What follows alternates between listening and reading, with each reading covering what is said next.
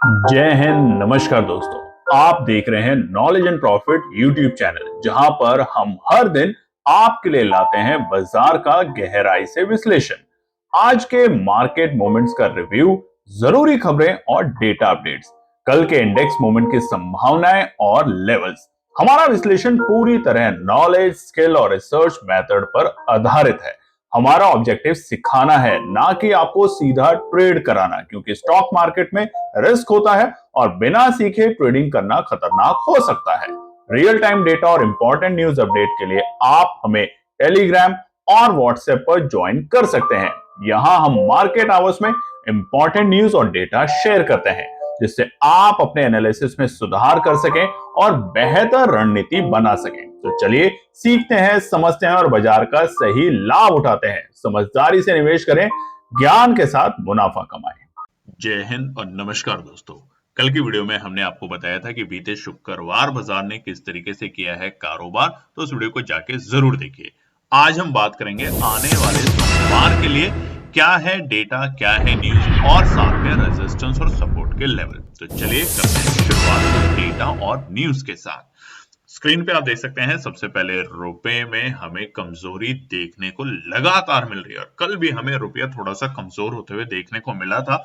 अभी भी हम 88 रुपए के नीचे हैं, यानी कि हमारा 88 रुपीज .09 पैसा बन रहा है $1 और उसका असर हमें भारतीय बाजारों पे देखने को मिल रहा है। वहीं पे गिफ्ट निफ्टी की बात करें तो शुक्रवार को हमें थोड़ा सा ऊपरी स्तर से प्रॉफिट बुकिंग देखने को मिली थी भारतीय बाजारों में और उसी के कारण फिलहाल गिफ्ट निफ्टी में भी हमें 65 पॉइंट की गिरावट देखने को मिल रही है। और उसके पीछे के कारण क्या है, ये गिरावट क्यों हो रही है, लगातार ट्रम्प साहब की तरफ से क्या आ रहा है, वो तमाम चीजें हम जानेंगे आगे के पार्ट में, तो स्किप मत कीजिएगा। गोल्ड और सिल्वर में जबरदस्त तेजी, शुक्रवार को फिर से गोल्ड ने एक और नए रिकॉर्ड स्तर बनाए और वहां पर अब गोल्ड पहुंच चुका है 1,10,410 रुपए प्रति 10 ग्राम। वहीं पे सिल्वर में 1 किलो चांदी 1,30,000 के ऊपर पहुंच चुकी है। और अब आने वाले सोमवार से शुरू होने वाले हैं नवरात्रि फेस्टिव सीजन और उम्मीद की जा रही है कि गोल्ड और सिल्वर में तेजी और बढ़ने वाली है। चलिए बात करते हैं एफआईआई के डेटा पे। तो शुक्रवार को लगातार दूसरे दिन एफआईआई ने खरीदारी करी, हालांकि खरीदारी के नंबर काफी कम है, मगर फिर भी हम ये कहेंगे कि जून के महीने के बाद, यानी कि जून 2025 के बाद पहली बार एफआई ने लगातार 2 दिन खरीदारी करने का मूड बनाया। नहीं तो होता क्या था, एफआई एक दिन खरीदता था और उसके बाद कई दिनों तक बिकवाली करता रहता था। मगर इस महीने में, सितंबर के महीने में, अभी तक एफआईआई 5 बार खरीदारी कर चुका है। हालांकि अगेन जैसा हमने कहा कि खरीदारी के नंबर बहुत बड़े नहीं है, मगर खरीदारी करने का माहौल लौटते हुए नजर आ रहा है एफआईआई का। और उसके पीछे के कारण क्या है, वो भी आज की वीडियो में हम आपको बताएंगे।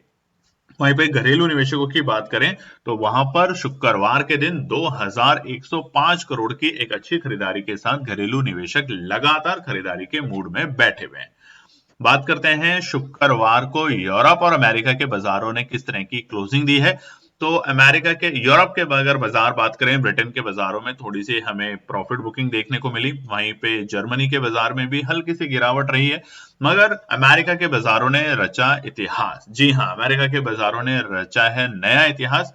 46,396 डॉ जोन्स ने बनाया और उसी के साथ 172 पॉइंट की तेजी के साथ बंद हुआ। नैस्डैक भी पीछे नहीं था, 160 पॉइंट की जबरदस्त तेजी के साथ यहां भी हमें रिकॉर्ड स्तर के लेवल बनते हुए देखने को मिले। तो अमेरिका में लगातार ऑल टाइम हाई के लेवल बनते जा रहे हैं। अब हम देखेंगे कि भारतीय बाजारों का मूड माहौल कैसा निकल कर आता है। शुक्रवार के दिन अगर हम सेक्टर स्पेसिफिक बात करें तो निफ्टी ऑटो में हमें एक थोड़ी सी ऊपरी स्तर पे गिरावट देखने को मिली, मगर आज इसी से चलते आज हम एक बड़ी बात आपको बताएंगे, एक बड़ी खबर आपको दिखाएंगे। एफएमसीजी और आईटी में हमें दबाव देखने को मिला और आईटी का दबाव और बढ़ सकता है सोमवार को, ध्यान रखिएगा क्यों, उसके आगे खबर आने वाली है। मीडिया और मेटल में भी आज शुक्रवार को हमें ठीक ठाक सा देखने को मिला। जो ठीक अच्छी तेजी में थे वो हमारे थे पीएसयू बैंक, फार्मा, यहाँ पे हमें एक अच्छी तेजी देखने को मिली। रियलिटी स्टॉक्स में, ऑयल एंड गैस में हमें दबाव देखने को मिला। क्रूड और ब्रेंट में थोड़ा सा प्राइस सस्ता हुआ और उसकी वजह से असर हमें ऑयल एंड गैस सेक्टर पे भी एक अच्छा देखने को मिला। अगर हम बात करें वीकली बेसिस पे तो बीते हफ्ते निफ्टी पीएसयू बैंक में हमें सबसे अच्छी रैली देखने को मिली, तकरीबन 4.83% की तेजी। वहीं पर डिफेंस सेक्टर में भी हमें अच्छी तेजी देखने को मिली। तो हमने आपको बताया था बीते हफ्ते की शुरुआती में ही कि पीएसयू बैंक पे आपको रखनी है नजर, और वहां पर इस हफ्ते हमें बीते हफ्ते एक बहुत अच्छी रिकवरी और बहुत अच्छी तेजी देखने को मिली। बात करते हैं आने वाले सप्ताह में निफ्टी भारतीय बाजारों के लिए, माफ कीजिएगा, क्या है इंपॉर्टेंट इवेंट जो कि प्लान्ड इवेंट है। तो आप देखेंगे मंगलवार को हमारे कुछ डेटा आएंगे, एचएसबीसी कंपोजिट पीएमआई फ्लैश, जो कि इतने ज्यादा असर नहीं करते बाजार को। हालांकि शुक्रवार को जो डेटा आएगा वो थोड़ा इंपॉर्टेंट होगा कि बैंक लोन की ग्रोथ कैसी निकल कर आ रही है और डिपॉजिट ग्रोथ क्या निकल कर आ रही है। तो ये दो डेटा इंपॉर्टेंट होंगे, मगर ये आएंगे शुक्रवार को मार्केट क्लोज होने के बाद। तो फिलहाल अभी तक कोई प्लान्ड इवेंट नहीं है भारतीय बाजारों के लिए, मगर अगर कुछ भी ऐसा प्लान्ड इवेंट आएगा या कोई डेटा या न्यूज आएगी तो सबसे पहले हमारी कोशिश होगी हम अपने टेलीग्राम और व्हाट्सएप चैनल पे आपके साथ शेयर करें। ये बात करते हैं कि बड़ी न्यूज को लेके निफ्टी का जो मोमेंटम है वो स्ट्रांग है। कहा जा रहा है, राजेश पालविया जी हैं, बड़े एक मार्केट के दिग्गज एक्सपर्ट हैं, उन्होंने कहा है कि निफ्टी ने बीते हफ्ते 25,400 को छुआ है। ये रैली कंटिन्यू रहेगी, छोटे मोटे डिप हमें मिलते रहेंगे, मगर फिलहाल के लिए जैसे ही निफ्टी 25,500 के स्तर को पार करेगा, हमें निफ्टी 25,750 तक आते हुए देखने को मिलेगा। और उन्होंने साफ शब्दों में कहा है कि PSU bank, NBFC, power, chemical sector, यहां पर हमें नजर रखनी चाहिए आने वाले सप्ताह में।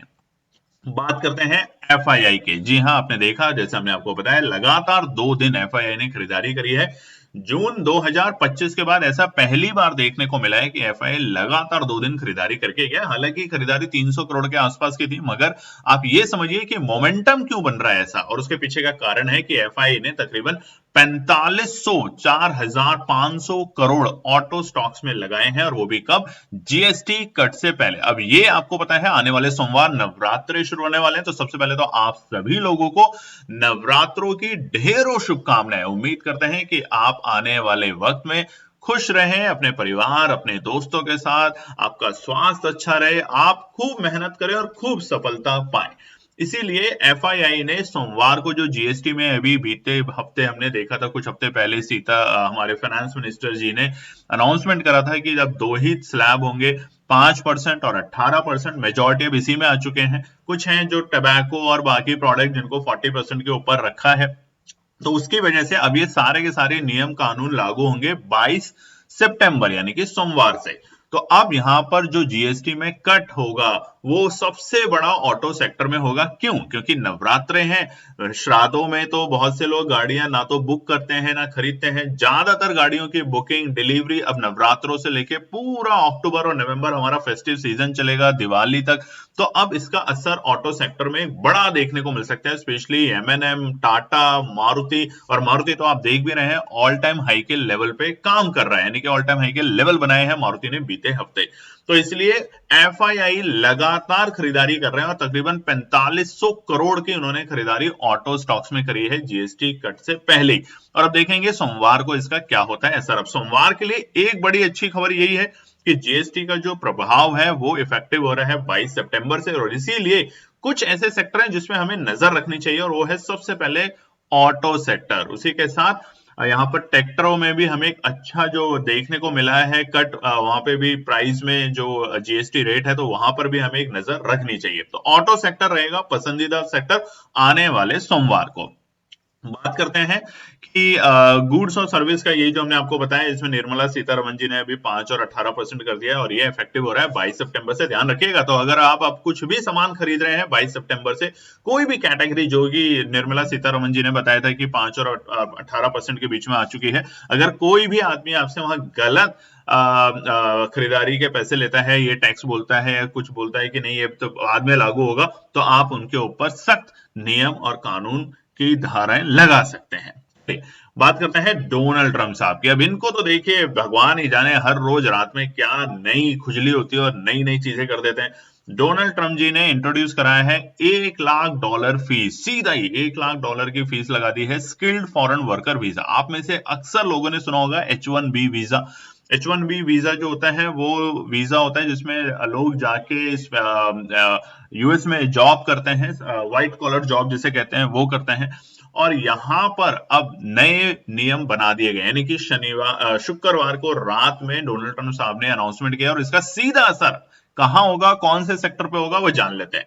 तो डोनाल्ड ट्रंप ने शनिवार को H1B एप्लीकेशन वाले एक नए कार्य आदेश पर सिग्नेचर कर दिया, यानी एक नया बिल पास कर दिया और उस पर सिग्नेचर कर दिया। इसके तहत अब H1B वीजा के लिए आवेदन करने वाले किसी भी व्यक्ति को अपने आवेदन को संसाधित करने के लिए हर साल 1 लाख का शुल्क देना होगा। यानी कि पहले ये जो शुल्क था, ये जो फीस थी, ये कितनी थी?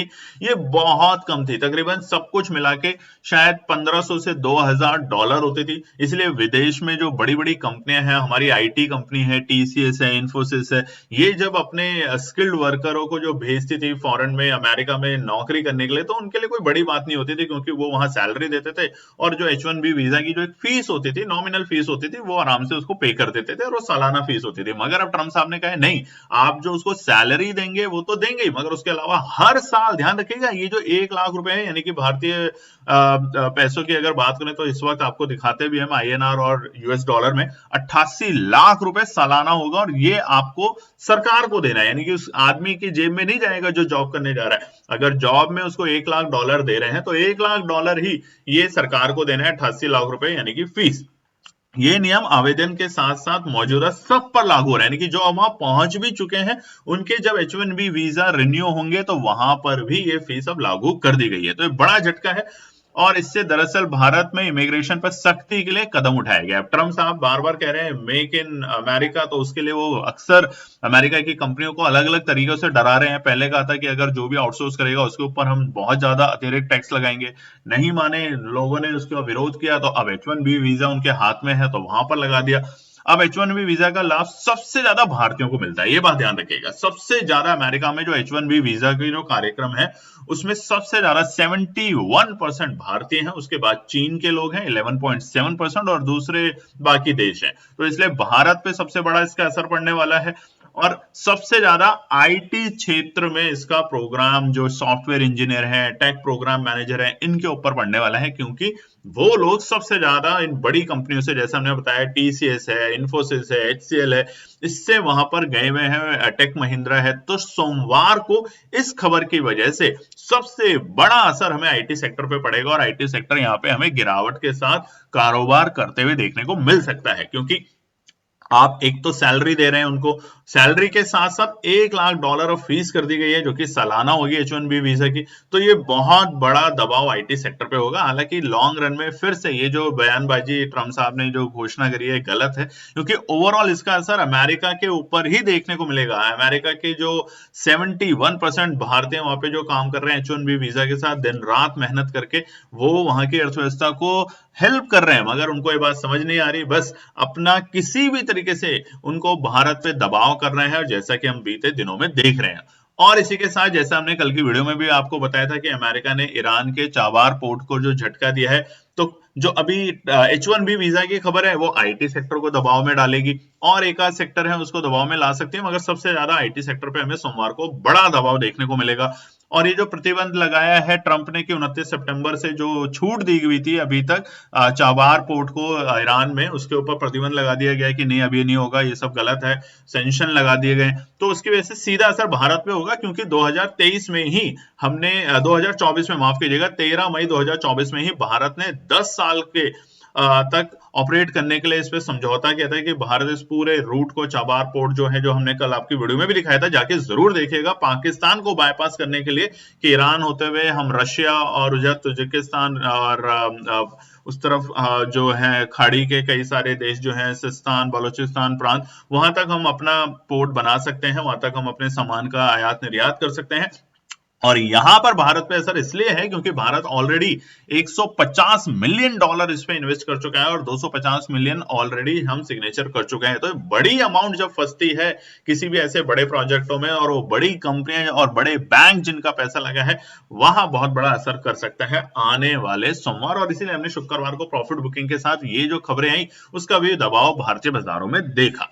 चलिए अब बात करते हैं यूएन की तरफ से एक बड़ी खबर। अब यूएन ने, यूनाइटेड नेशन सिक्योरिटी काउंसिल ने रिजेक्ट कर दिया है रेजोल्यूशन ईरान के ऊपर जो भी सैंक्शन थे उनको रिलीफ देने के लिए। अब ये एक और बड़ी खबर, अब ये लगातार अमेरिका कर रहा है। अमेरिका इसलिए कर रहा है क्योंकि उसको किसी भी तरीके से क्या चाहिए, ट्रंप साहब को चाहिए नोबल पीस अवार्ड। बस कोई देश बोल दे कि हाँ आप ही के भरोसे हम जिंदा हैं, दुनिया कायम है, बस इस जिद पने की वजह से वो इस तरह के अनाम शनाम चीजें करते जा रहे हैं। अब ईरान ने इसको बॉयकॉट करने की कोशिश कहा है कि ये सब गलत है, और उधर ही रशिया, चाइना, पाकिस्तान, अल्जीरिया ने जो वोटिंग हुई थी उसके खिलाफ कहा, और उन्होंने कहा कि देखिए सैंक्शन आपने लगा रखे हैं ईरान के ऊपर बहुत सालों से, ठीक है, मगर इसको री इंट्रोड्यूस कीजिए, कुछ चीजों को रिलीफ दीजिए, कुछ चीजों को मत दीजिए, मगर इसको री इंट्रोड्यूस कीजिए। मगर यूएन ने, अब यूएन में यूएन सिक्योरिटी काउंसिल ने क्यों रिजेक्ट किया है, क्योंकि सबसे ज्यादा पैसा यूनाइटेड नेशन को जो फंड आता है वो अमेरिका से आता है। ट्रम्प साहब अक्सर धमकी दे चुके हैं कि मैं यूएन को 1 रुपया देना बंद कर दूंगा, सबसे ज्यादा पैसा मैं देता हूं, मेरी बात ही नहीं सुनी जाती।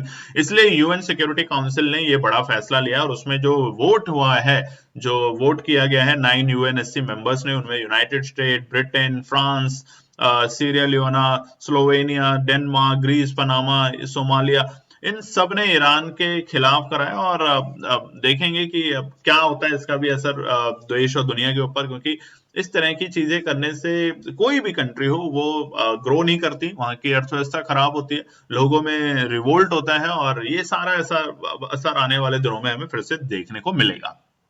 चलिए बात करते हैं ऑप्शन चेन के डेटा को देख के। तो निफ्टी का अगर ऑप्शन चेन का डेटा देखते हैं तो एक गिरावट के बाद शुक्रवार को, जिसे हम प्रॉफिट बुकिंग भी कह सकते हैं, 25,400 अब एक बड़ी रुकावट बन चुकी है, और वहीं नीचे 25,300 ने सपोर्ट का दर्जा दिया शुक्रवार के दिन, और वहीं से हमें रिकवरी देखने को मिली।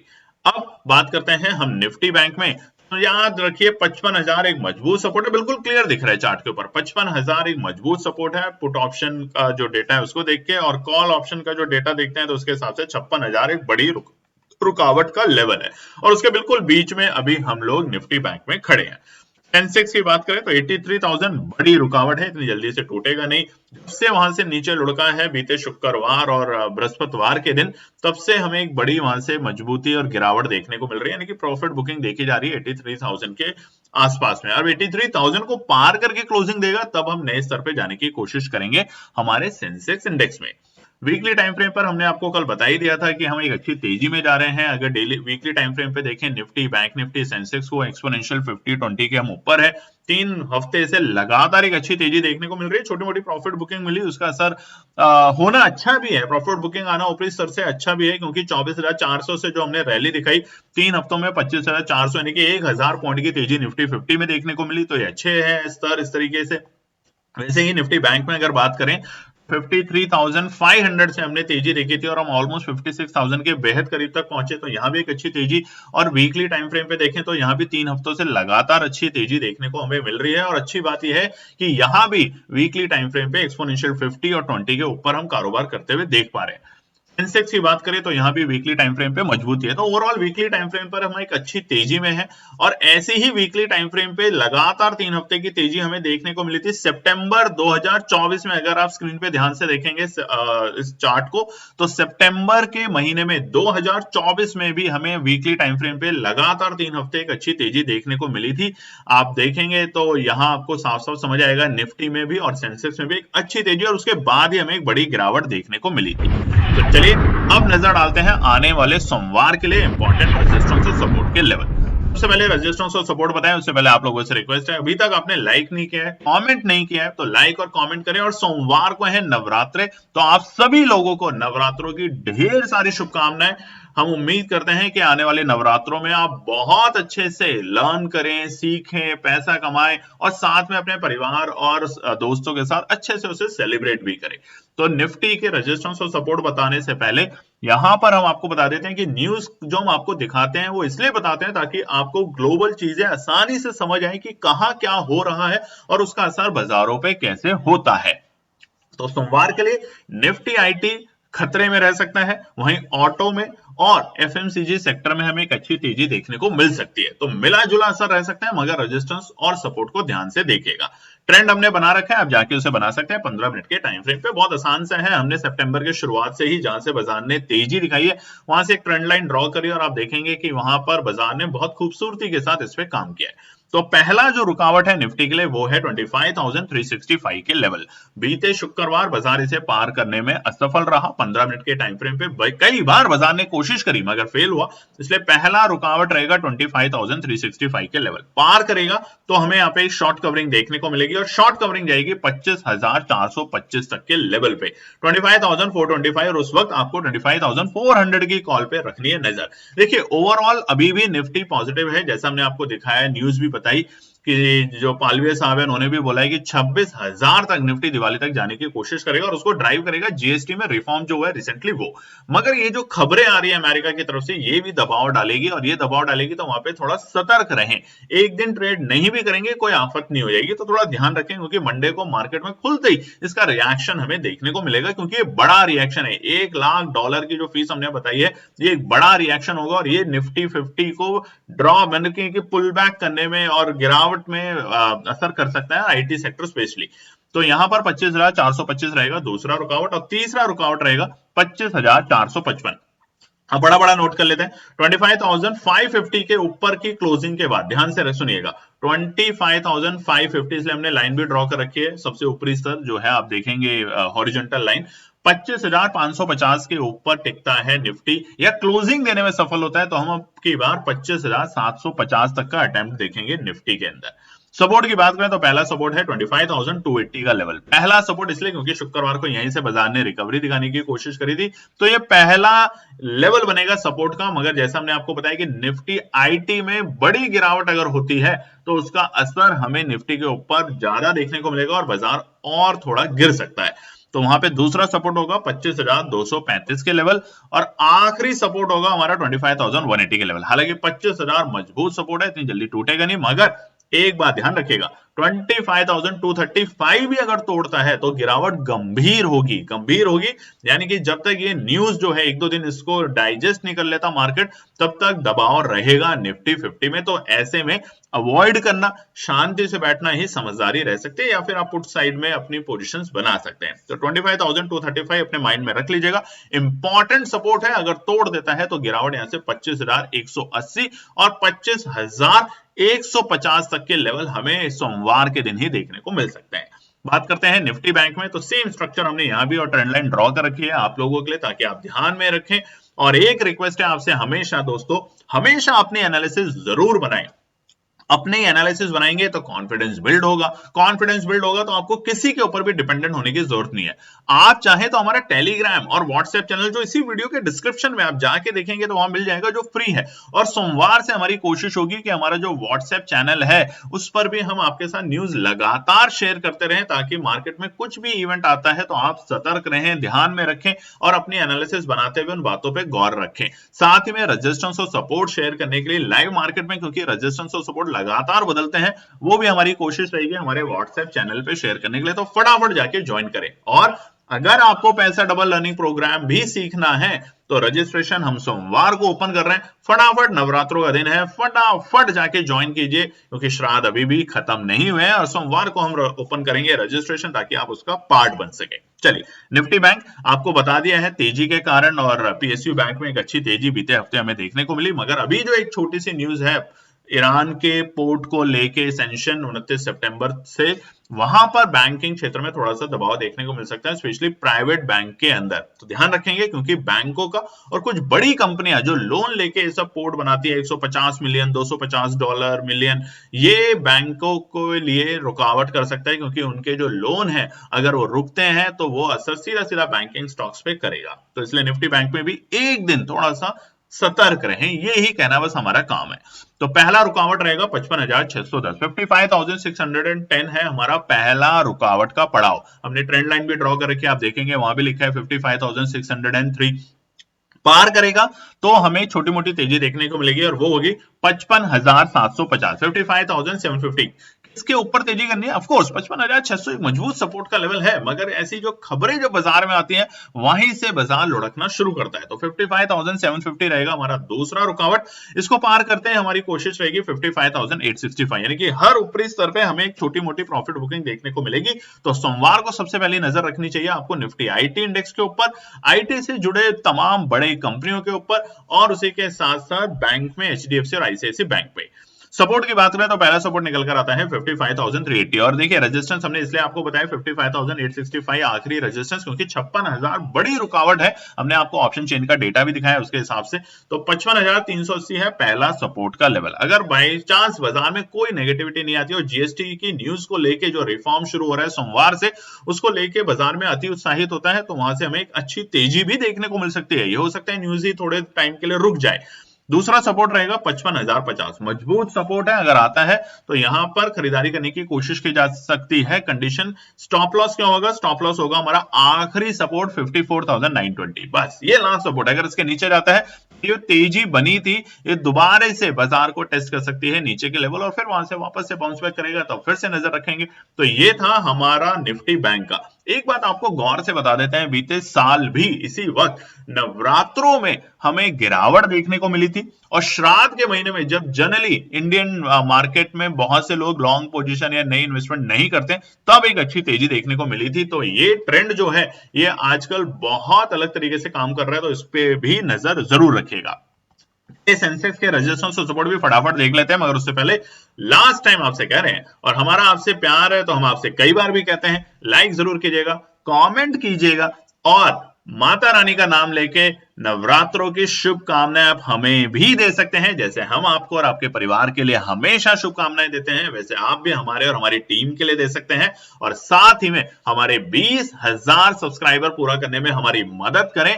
उम्मीद करते हैं ये प्रोग्राम जैसे ही 20,000 सब्सक्राइबर पे पहुंचेगा यूट्यूब चैनल हमारा, तो हम आपके लिए बहुत कुछ लाने वाले हैं 20,000 के बाद। तो फटाफट जाके जल्दी से 20,000 सब्सक्राइबर पूरा करने में कैसे करेंगे? सब्सक्राइब का बटन दबाएं और ज्यादा से ज्यादा शेयर करें हमारी वीडियो को। सेंसेक्स में पहला जो रुकावट बनेगा वो है 82,765 का। ये पहला रुकावट है, पार करेगा तो ही हमें एक अच्छी तेजी देखने को मिलेगी, नहीं तो इंतजार करेंगे। 82,765 पहला रुकावट का पड़ाव है, पार करेगा तो तेजी देखने को मिलेगी और वो कहां तक? 82,955 तक, यानी तकरीबन 200 पॉइंट के आसपास की सेंसेक्स में तेजी देखने को मिलेगी। तो उस वक्त में 83,000 पे रखेंगे नजर। पार करेगा 82,955 आसानी से नहीं, क्यों? क्योंकि 83,000 हमने आपको दिखाया ना अभी ऑप्शन चेन का डेटा, वहां पे रुकावट है। अगर पार करेगा तो हम 83,100 यानी कि बीते हफ्ते के हाईज, यानी कि शुक्रवार के जो हाईज हैं और हमारे बृहस्पतिवार के हाईज हैं, वहां तक जाते हुए देखेंगे, मगर यहाँ पे प्रॉफिट बुकिंग फिर से देखने को मिल सकती है, तो ध्यान रखेंगे। सेंसेक्स और निफ्टी को अगर बढ़ाएगा तो जीएसटी का रिफॉर्म जो है सोमवार से शुरू हो रहा है वो करेगा, और गिराएगा तो निफ्टी आईटी और हमारे निफ्टी के बैंकिंग के क्षेत्र, वो अगर गिराएंगे तो सेंसेक्स भी दबाव में रह सकता है, ध्यान रखिएगा। बाकी सोमवार को जब मार्केट खुलेगा तो हम आपके साथ जुड़े रहेंगे टेलीग्राम और व्हाट्सएप चैनल पे, तो फटाफट जाके ज्वाइन कर लीजिएगा। और पैसा डबल लर्निंग प्रोग्राम भी हम शुरू कर रहे हैं नवरात्रों में, तो सोमवार का दिन होगा रजिस्ट्रेशन का, तो फटाफट जाके रजिस्टर कर सकते हैं, जिसके लिए आपको एक रजिस्ट्रेशन फीस देनी होगी और वहां पर आप सीखेंगे हमारे साथ कि क्या वाकई में पैसा डबल हो सकता है ऑप्शन ट्रेडिंग में, मगर कैसे, लर्न करके। ध्यान रखिएगा, लर्निंग से ही आप आगे बढ़ सकते हैं, बिना लर्निंग करे कुछ भी नहीं मिलेगा। सपोर्ट अगर बात करें तो पहला सपोर्ट है 82,480, पहला सपोर्ट है। अगर यहां तक बाजार आता है शुरुआती टिक में और कोई नेगेटिव इंपैक्ट नहीं दिखता आईटी और बैंकिंग क्षेत्र में, तब तो यहां से वापस से बाउंस बैक लेगा। कल शुक्रवार की एक छोटी सी प्रॉफिट बुकिंग के बाद वापस से तेजी देखने को मिलेगी। नहीं तो अगर ये लेवल टूटता है तो सीधा हम 82,245 तक के दर्शन कर सकते हैं। आखिरी सपोर्ट बहुत इंपॉर्टेंट है, क्रूशियल है, ऑप्शन चेन का डेटा भी हमें साफ साफ दिखा रहा है, और वो है 82,050 के लेवल। जैसे बैंक निफ्टी 55,000 मजबूत सपोर्ट का काम कर सकता है, अगर तोड़ेगा तो वहां से गिरावट बढ़ेगी। लास्ट जो है उसके लिए एसएल वो है 54,920। ऐसे ही सेंसेक्स में अगर 82,050 को बाजार तोड़ देता है तो गिरावट बढ़ती चली जाएगी, तो उस वक्त पोजीशन से दूर रहें, खरीदारी से दूर रहें, थोड़ा बाजार को सुस्त होने दे, इस पोजीशन को एब्जॉर्ब होने दे, उसके बाद खरीदारी का मूड माहौल फिर से बनाएंगे। ये है हमारे सोमवार के लिए रेजिस्टेंस और सपोर्ट। उम्मीद करते हैं वीडियो पसंद आएगी, तो बिना लाइक करे, बिना कमेंट करे, चैनल को बिना सब्सक्राइब करे ना जाए, ये आपसे एक रिक्वेस्ट है। बाकी नवरात्रों की आपको और आपके परिवार को ढेरों शुभकामनाएं केएनपी परिवार की तरफ से। जय हिंद दोस्तों। तो दोस्तों आज के लिए बस इतना ही। उम्मीद है कि यह विश्लेषण आपको मार्केट को समझने और बेहतर रणनीति बनाने में मदद करेगा। अगर ये वीडियो आपको पसंद आया हो तो इसे लाइक करें, शेयर करें और चैनल को सब्सक्राइब करें, ताकि आपको हमारे सभी अपडेट समय पर मिलते रहें। मार्केट से जुड़े रियल टाइम डेटा और न्यूज अपडेट के लिए हमें टेलीग्राम और व्हाट्सएप पर ज्वाइन करें, लिंक आपको डिस्क्रिप्शन में मिल जाएगा। याद रखें, सीखना सबसे बड़ा इन्वेस्टमेंट है। ट्रेडिंग से पहले सही एनालिसिस करें, ज्ञान के साथ मुनाफा कमाएं। फिर मिलेंगे अगले वीडियो में, तब तक के लिए जय हिंद।